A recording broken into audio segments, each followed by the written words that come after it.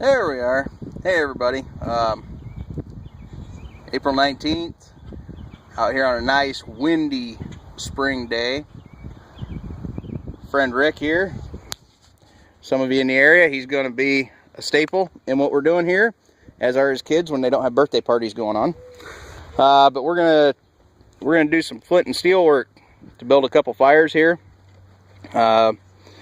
Before today, Rick had never done this. I've done it a lot, so I'm gonna let Rick do it. What we're gonna do first, he's gonna use the traditional flint and steel rock and striker type setup, and just got a bird nest, put a couple pieces of shaved off fat wood in there with a char cloth. And these are just fat wood, you know, I think I bought those at Walmart, like I said before. So we're gonna let him have a go at this one. Like I said, it's windy, it might take a few times. We're gonna see if that bird nest will light that fat wood up. We're not gonna build a big fire today because it is windy.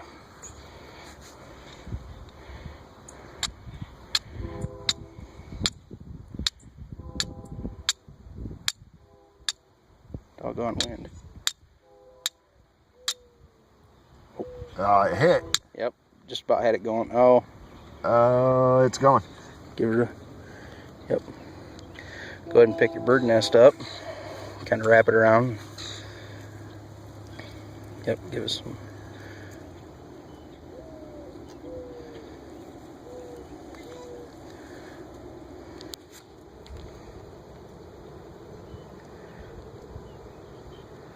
That is a bird nest. It just fell out of the tree right before we started this. So, as I told you guys, otherwise I wouldn't be doing a bird nest.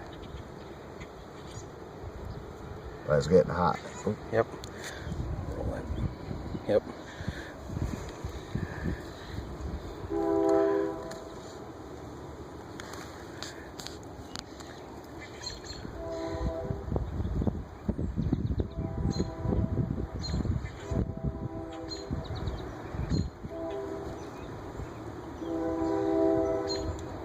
There, we're starting to smoke.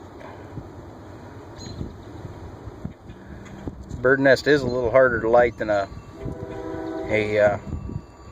lump of jute twine, but it'll go.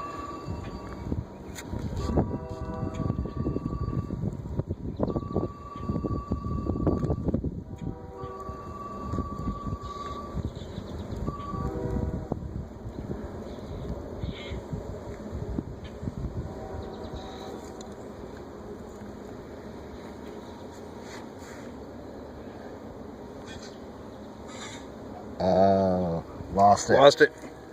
Alright. Grab another piece of char cloth. We'll do it again. That bird nest, if you look, is made mostly of pine needles and string and plastic. Yep. Go ahead and cup it up. Do what you need to do to get it to conform to what you need. If you need to grab some leaves and crush them up and put them in there underneath it, go ahead.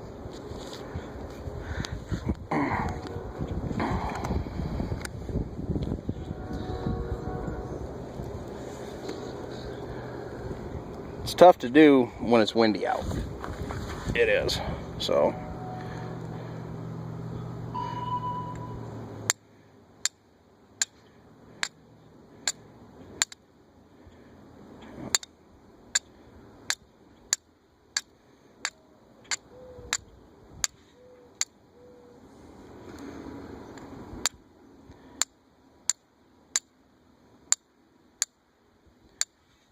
Rotate your flint. There you go. There it is. There it is. Going? No. No? It hit, but it didn't catch. Yeah.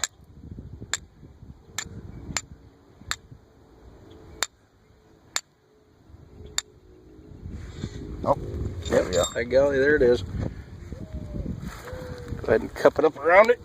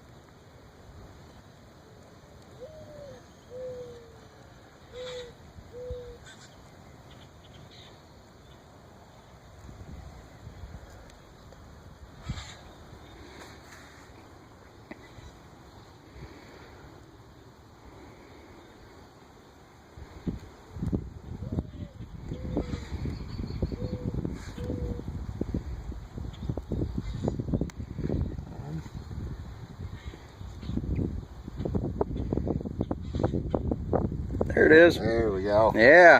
Sometimes you just gotta be a little patient. Yep. Now we've already got some of the fat wood feathered down there at the bottom. Not a whole lot. Like I said, it is pretty windy out here. But there we go. There's a fire. Sometimes you gotta try a couple times. It ain't a big deal. But and it's not as hard as it may look. trying to compensate for the wind when you're throwing a spark, yeah, is interesting. And that right there with the few pieces of fat wood, and you know, we got pine trees all over back here, so we can get fat wood. So there's that one. There's now one. You got your ferro rod and your striker. All we've got here is just, we only had one bird nest, so we got some jute twine and some fat wood, some shavings. You know, we're not looking for a big roaring bonfire. Maybe later tonight if it's nice, but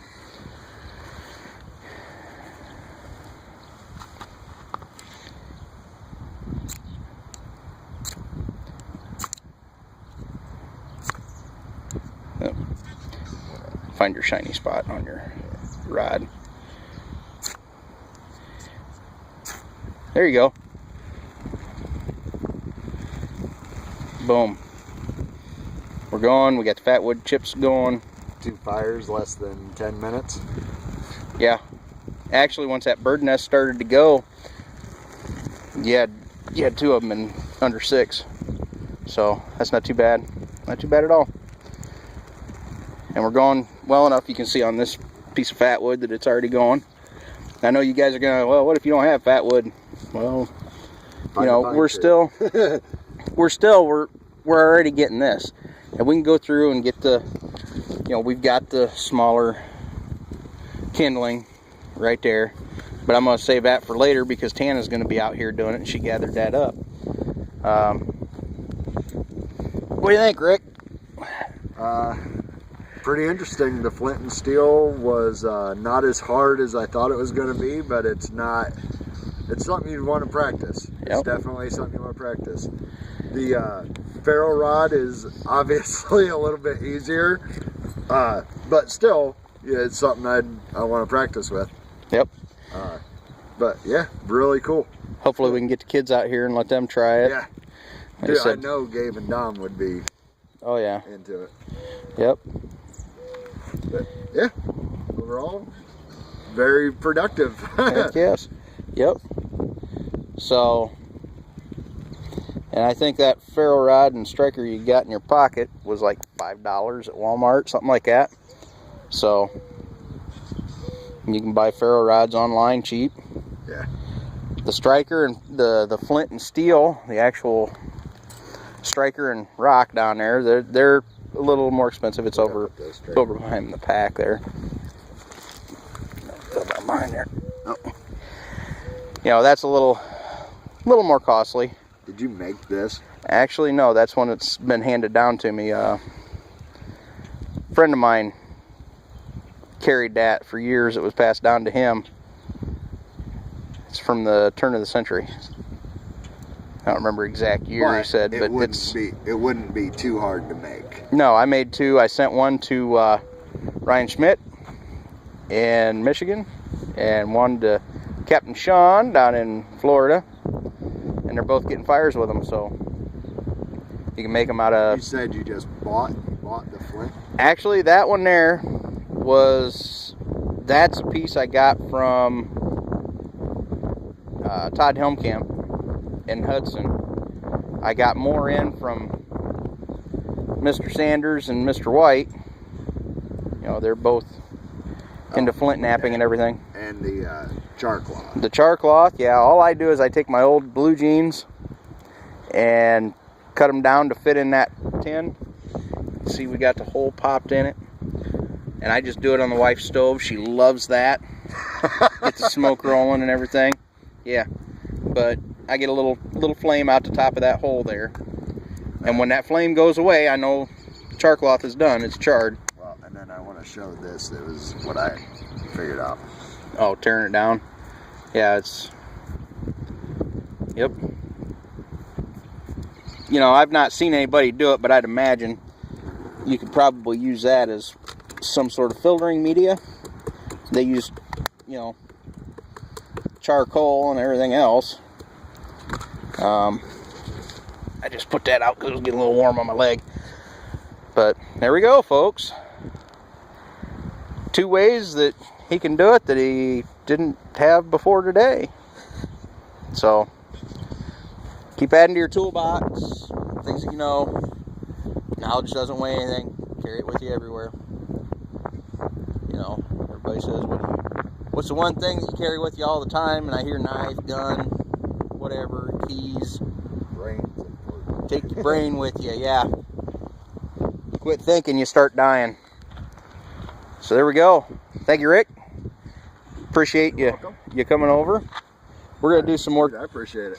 We're gonna do some more toying around here. A couple other ways, maybe. If I had any potassium permanganate, I'd show you how to do it with that. But there we go. Looky there. The Axe 5. It's out here doing the bushcrafting thing you guys are wanting to know, and we're out doing it. So there it is, guys. 12 minutes of, well, 12-minute video, 13-minute video, whatever. 2 minutes of actually making fire. Gotta love it. Alright, there it is. We'll talk to you guys later.